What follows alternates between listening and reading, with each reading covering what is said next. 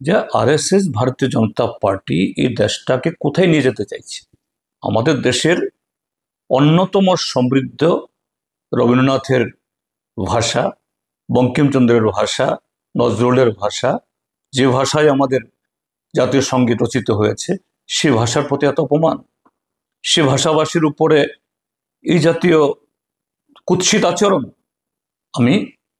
দিল্লি পুলিশের এই আচরণের তীব্র নিন্দা জানাচ্ছি এবং ইতিমধ্যে সারা দেশের মানুষ সোচ্চার হয়েছেন, শুধু বাংলাভাষী ভাষাভাষীরা, অন্যান্যরাও, যে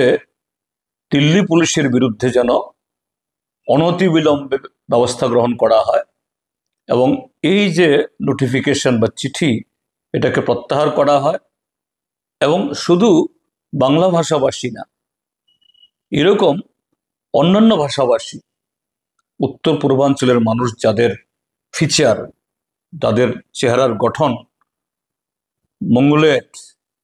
তাদের প্রতি এটা বিগত বহু বছর ধরে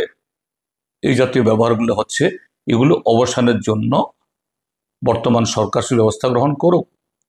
এবং সারা দেশের যারা দেশপ্রেমিক মানুষ, সংস্কৃতি ভাষা সচেতন মানুষ, আরএসএস বিজেপি তথা বর্তমান যে আমাদের দেশের সরকারের এই যে মনোভাব, অ্যাটিটিউড, তার বিরুদ্ধে সোচ্চার হওয়ার জন্য আমি আহ্বান জানাচ্ছি।